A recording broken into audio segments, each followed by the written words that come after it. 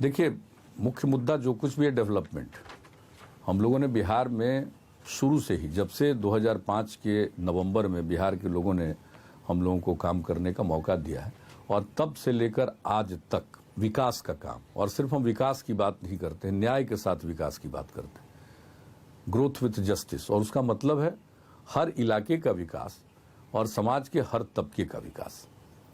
इसको न्याय के साथ विकास कहते हैं। जब हम लोग निकले थे न्याय यात्रा में 2005 में, तो उस समय भी हमने यही बात रखी थी लोगों के सामने, और लोगों ने मौका दिया कि हमारा लक्ष्य है न्याय के साथ विकास का। और केंद्र ने भी जो देश के विकास के लिए या देश की महत्ता को बढ़ाने के लिए जो काम किया है। अगर आज आप देश में देखें तो जो कैंपेन चल रहा है वो काफी पर्सनल है। नामदार, कामदार, दमदार, दागदार, इस तरह की बातें चल रही हैं। बालाकोट की स्ट्राइक्स हुई हैं, एयर स्ट्राइक्स हुई हैं, उसके बाद से कुछ माहौल राष्ट्रवाद की ओर बढ़ा है। तो क्या आप मानते हैं कि देश में एक राष्ट्रवाद के मुद्दे पर ये चुनाव डिसाइड होगा, उस पर लड़ा जाएगा? कोई राष्ट्रवाद तो एक मौलिक चीज है। राष्ट्र के हर नागरिक को अपने देश के प्रति, राष्ट्र के प्रति एक प्रेम का और श्रद्धा का भाव है, इसमें तो कोई शक नहीं। कोई किसी भी विचारधारा के व्यक्ति हो, किसी भी विचार को माने, लेकिन जहां तक देश का सवाल है उसके प्रति तो समर्पण सबका होता है। और जो कुछ भी एक जो आतंकवादी हमले के शिकार हुए हमारे सीआरपीएफ के जवान, और उसके बाद जो कुछ भी पूरे देश का माहौल बना, और फिर जो केंद्र के निर्णय के बाद जो आगे कार्रवाई हुई है, उसको लेकर लोगों के मन में एक संतोष का भाव है।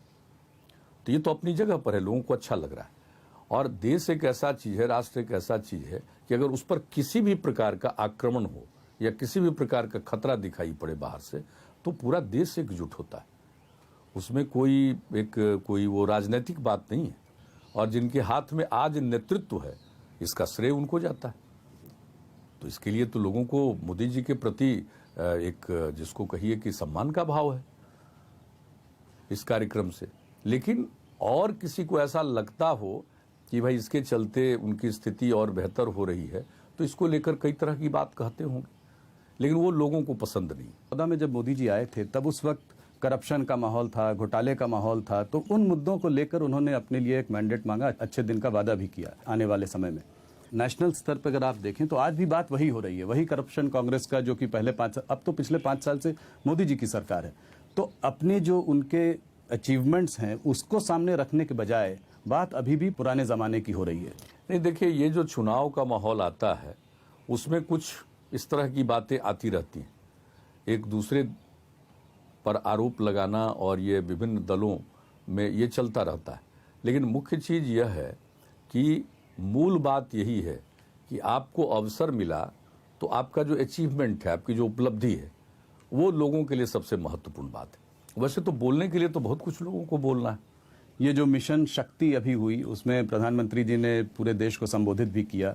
इस पर ऑपोजिशन का मानना ये था कि ये इस वक्त करने की जरूरत क्या थी, जब इलेक्शन इतने पास थे, देश को संबोधित करने की क्या जरूरत थी। इसमें कहीं ना कहीं भारतीय जनता पार्टी और एनडीए जो है इसको राष्ट्रवाद की ओर ले जाना चाहते हैं, लोगों को भटकाना चाहते हैं, जो कि जमीन के असली मुद्दे हैं। देखिए, अगर देश की ताकत बढ़ रही है, ये जो स्पेस में कोई सैटेलाइट है और उसके द्वारा अपने देश के खिलाफ कोई बात हो रही है, और ऐसी जानकारी हो तो उसको हिट करने की भी ताकत अपने पास हो गई, और ये दुनिया में चौथा देश है जिसके पास ये ताकत हो गई, तो इसमें तो खुशी है अपने वैज्ञानिकों के प्रति। ये सम्मान की बात है कि हमारे यहाँ भी स्पेस साइंस में इतने अब वैज्ञानिक, और ये सबको मालूम है कि हमारे वैज्ञानिक बहुत ही योग्य हैं और समर्पित भाव से अपना काम करते हैं, और उसके लिए यह भी एक अचीवमेंट।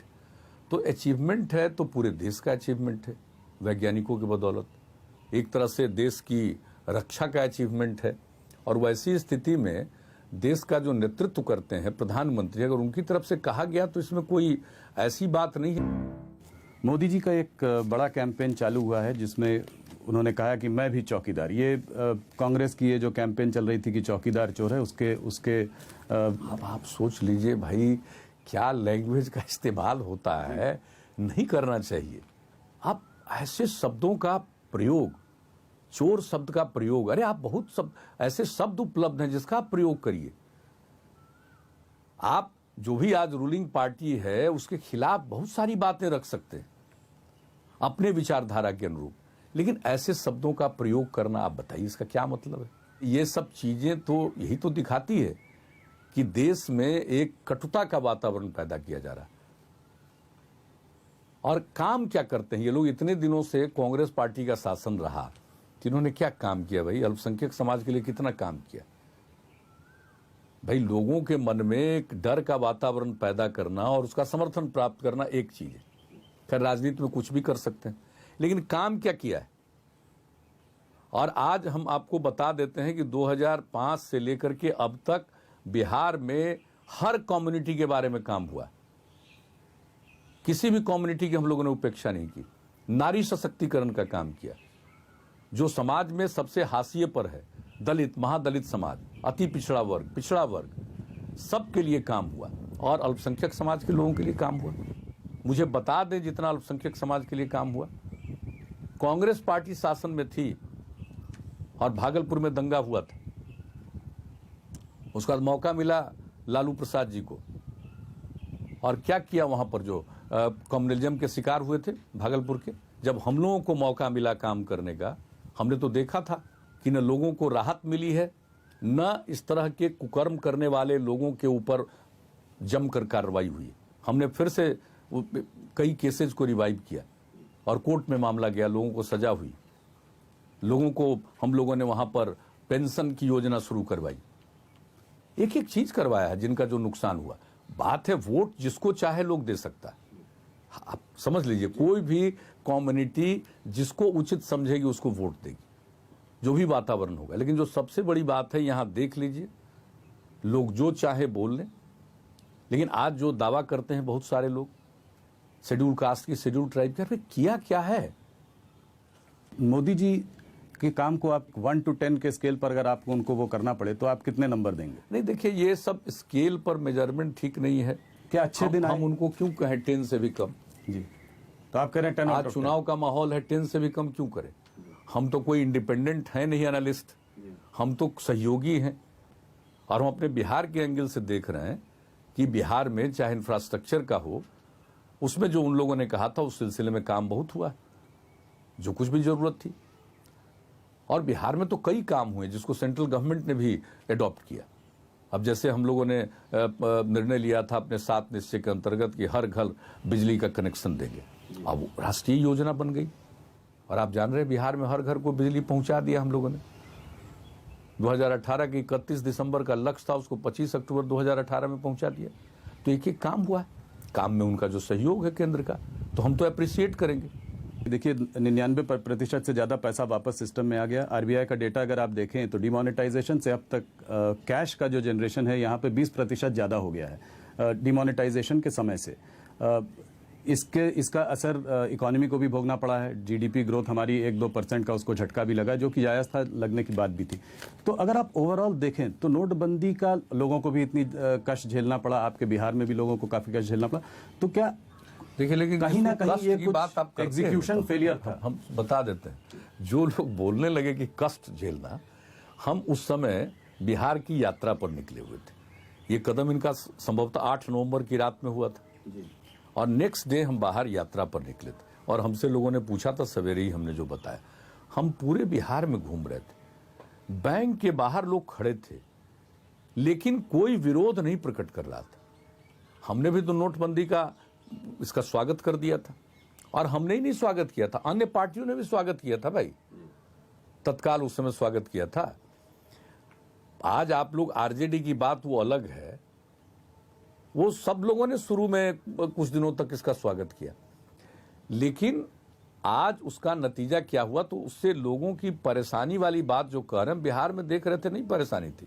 जो केंद्र सरकार का कहना है, इसके बारे में बार बार वो लोग बताते हैं कि इस कदम के जरिए उन लोगों ने जो काला धन था उस पर बहुत हद तक नियंत्रण किया है। और इसके बारे में बहुत सारे लोग जो अपना टैक्स का पेमेंट नहीं करते थे, अब टैक्स पेयर्स की संख्या बढ़ गई है। अभी आप विजय संकल्प रैली पर मोदी जी के संग मंच पर थे, जहां आपने कहा कि बिहार में कहीं ऐसा ना हो इस बार हम लोग 40 की 40 सीट जीत जाएं। ये उत्साह, ये विश्वास आपको कैसे है? नहीं, उत्साह क्या है? हमको लगता है बिहार में जो काम हुआ है और केंद्र ने जो काम किया, इसको मिला करके लोगों के मन में एक संतोष का भाव है। और जब लोगों के मन में सेटिस्फैक्शन का भाव है तो जरूर जीतेंगे। तो 3-4 वो कौन से मुद्दे हैं जिनको लेकर आप पब्लिक के बीच में जाएंगे? हम तो भाई जो काम करते हैं उसी के मुद्दे को लेकर हम जाते हैं। हमारे लिए कोई और दूसरा मुद्दा नहीं है। और दूसरी बात है, जो हम लोगों ने काम किया है समाज सुधार का, उन मुद्दों को लेकर हम लोगों के सामने रखते रहते। और इसके अलावा जब हम लोग गांधी जी का 150वीं जयंती मना रहे हैं और 150 साल पूरा होने पर वो 1 साल और मनाएंगे, तो गांधी जी के विचारों को फैला रहे हैं। उन्होंने 7 सामाजिक पाप की बात कही है, उसकी चर्चा करते हैं। सिद्धांत के बिना राजनीति एक सामाजिक पाप है। अब देख लीजिए राजनीति में कितना सिद्धांत बचा। सिद्धांत पर कम चर्चा हो रही है। ये जुबानी जंग चल रहा है, कटुता पैदा करने की स्थिति पैदा हो रही है दोनों तरफ से। और दूसरी तरफ देख लीजिए तो गांधी जी ने कहा था दूसरा सामाजिक पाप है काम के बिना धन। अब आज देख लीजिए, बिना मेहनत किए धनार्जन करना चाहते हैं लोग। चाहे आप पावर आ जाए, एग्जीक्यूटिव पावर आ जाए, किसी तरह से आपको कोई काम की जिम्मेवारी मिल जाए तो काम करने के बजाय उसके माध्यम से जो आपको रिस्पॉन्सिबिलिटी दी गई है उसके माध्यम से धन कमाने लगी। आज जरा देख लीजिए, इस पर क्यों चर्चा नहीं करते हैं? हमको राहुल जी से और कुछ नहीं कहना है। जिस ऑर्डिनेंस को फाड़ा आपने, उनके साथ बैठ करके आपने अलायंस इस रूप में किया है। आप जरा बताइए, जब चार्जशीट हुआ है तो आपका कोई कमेंट नहीं। उनके एक और बड़े सलाहकार हैं farmer RBI governor Raghuram Rajan, उनके संग बैठकर इन्होंने एक स्कीम बनाई है, न्यूनतम आय की स्कीम, न्याय जिसको बोला जा रहा है। कह रहे हैं कि जो 20% जो सबसे नीचे का वर्ग है उसके लिए हम लोग न्यूनतम 6,000 रुपए माह की व्यवस्था करेंगे, 72,000 रुपए साल। क्या आपको लगता है कि ये कोई गेम चेंजर, एक मास्टर स्ट्रोक हो सकता है? कौन सलाहकार है मेरी व्यक्तिगत जानकारी नहीं है, लेकिन मैं एक ही बात कहूंगा कि अभी स्कीम तो है नहीं। एक घोषणा है कि हम ऐसा स्कीम बनाएंगे, नंबर 1।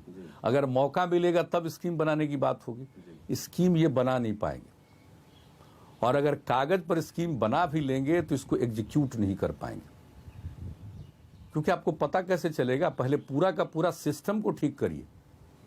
कोई सर्वे नहीं है, कोई आंकड़ा नहीं है, एक जनरल बात होती रहती है, लेकिन एक्चुअल कौन कितनी आमदनी का है इसका कोई आंकड़ा नहीं है उपलब्ध।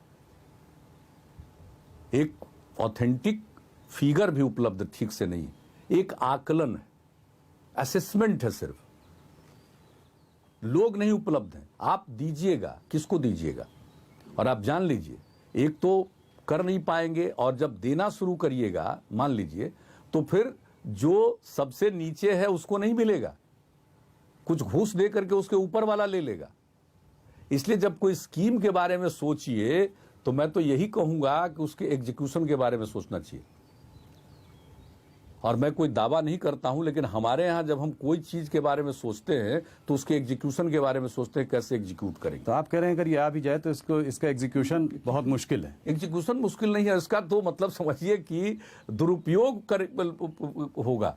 मतलब लोग इसका वैसे लोग इस्तेमाल कर लेंगे जो वाकई उस सीमा में नहीं, तो पैसा उन तक नहीं पहुंच पाएगा। पैसा पहुंचेगा नहीं। कुछ ऐसी बात करने से जिसके बारे में पहले देख तो लीजिए एग्जीक्यूशन। इसलिए लोगों को थोड़ी थोड़ी इन सब बातों पर नजर रहती है, ये जान लीजिए। इसलिए मुझको लग नहीं रहा है कि मोदी जी को कोई खतरा है।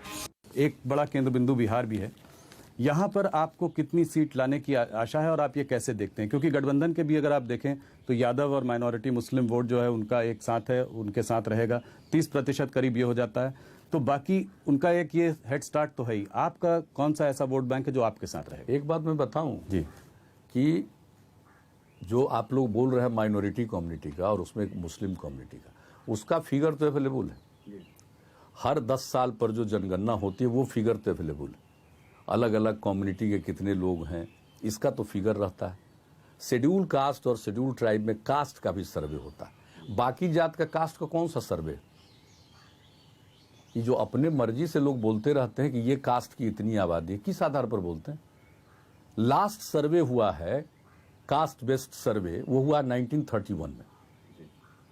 इसके बाद तो कोई कास्ट सर्वे नहीं हुआ। इसलिए हम लोग तो डिमांड किए हैं कि कास्ट बेस्ड सर्वे होना चाहिए, और प्रधानमंत्री जी ने एक तरह से इसके बारे में पॉजिटिव रिस्पॉन्स ही किया। तो अगर अगला सर्वे जो होगा, जनगणना होगी, तो अगर वो जनगणना होती है, सेंसस होगा, तो आप समझ लीजिए तभी पता चलेगा, कास्ट बेस्ड सेंसस हो जाएगा तो सबको मालूम होगा। मीडिया में लोग एक संख्या बना लेते हैं और उसके आधार पर जोड़ देते हैं। आपका क्या हमारा कोई असेसमेंट नहीं। 31 का फिगर देख लीजिए और आप समझ लीजिए कि इसके बारे में जो लोगों को लगता है कि यह उनका समीकरण है, मुझको नहीं लगता है कि बिहार में माइनॉरिटी कम्युनिटी को इतना ज्यादा फेथ बचा है उन लोगों के प्रति, और उनके मन में ये बात जरूर बिहार में चल रही है कि साहब काम देखो, पहले क्या काम हुआ और आज का क्या हुआ। तो आप कह रहे हैं कि भाजपा का साथ देने के बावजूद आपको लगता है कि माइनॉरिटी का साथ देने से काम देखे ना। हम आज अगर भाजपा का साथ दे रहे हैं, उनके साथ अलायंस है, उससे क्या फर्क पड़ा? काम में क्या फर्क पड़ा? काम तो हर प्रकार का हुआ।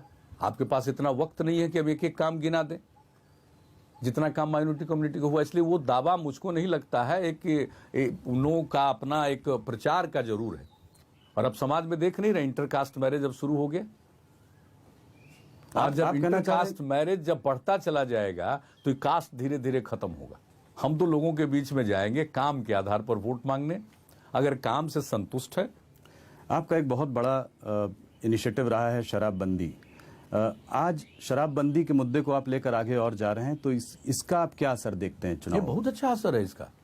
चंद लोग ऐसे हैं जो इसको अपनी लिबर्टी से जोड़कर देखते हैं कि भाई मेरी इच्छा, हम कुछ भी पिएं, कुछ भी खाएं, तो खाने की तो स्वतंत्रता है ही, लेकिन पीने के मामले में शराब पीने की स्वतंत्रता नहीं है अपने संविधान में।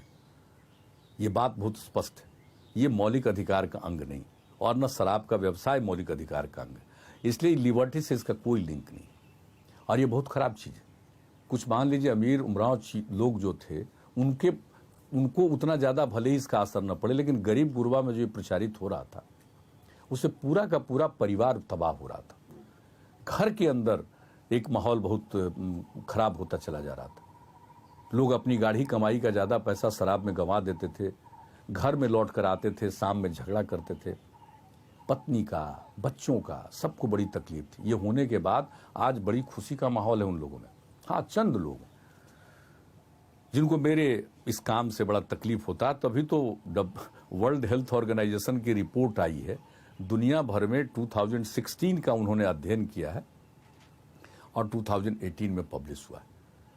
आप कितने लोग सिर्फ शराब पीने के कारण मर रहे हैं, और कितने प्रकार की बीमारियां शराब पीने के कारण हो रही। एक एक बात को उन्होंने कहा।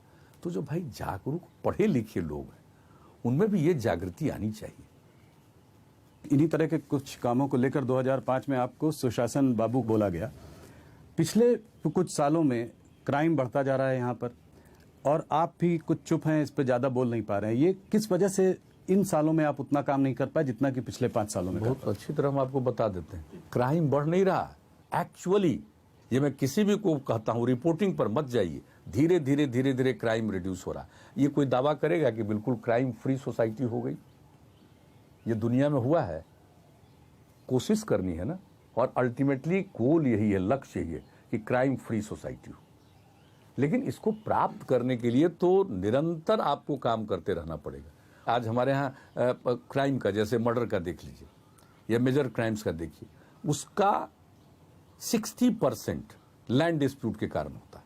आपस में लोग बंटवारा परिवार में नहीं करते थे, आपस में बांट लिया, लेकिन नाम जो है अभी भी दादा का परदादा का नाम चल रहा है। और एक भाई कहीं बाहर रह रहा, दूसरा भाई है, अब कोई जमीन बेच दिया दूसरे भाई वाला, कुछ भी हुआ, एक जिसको कहिए आपस में भी संघर्ष। हम लोगों ने तय कर दिया कि परिवार में अगर बंटवारा आप करते हैं तो रजिस्ट्रेशन फी मात्र मिनिमम 100 रुपया कुल मिलाकर। वैसे तो जितना रेट था उसके हिसाब से कोई करता थे, आपस में कई हजार रुपए या लाख में उनको देना पड़ता रजिस्ट्रेशन, वो खत्म कर दिया। नीतीश जी, कहीं ना कहीं जेडीयू का जो फ्यूचर है वो आपसे लिंक्ड है। आप आगे जेडीयू का क्या फ्यूचर देखते हैं और आप अपने लिए क्या सोच रहे हैं? क्या मान लीजिए अगर सरकार केंद्र में कल एनडीए की बनती है, क्या आप केंद्र की तरफ जाने की कोशिश करेंगे या आपकी कोई इच्छा है? हम अपने बारे में कुछ नहीं सोचते हैं। हम तो बिहार के बारे में या बिहार के बाहर भी जो हमारी पार्टी है उसके बारे में जरूर जो करना है आज पार्टी के राष्ट्रीय अध्यक्ष की भी जिम्मेवारी है, तो हम देखते हैं, इसमें कोई शक नहीं।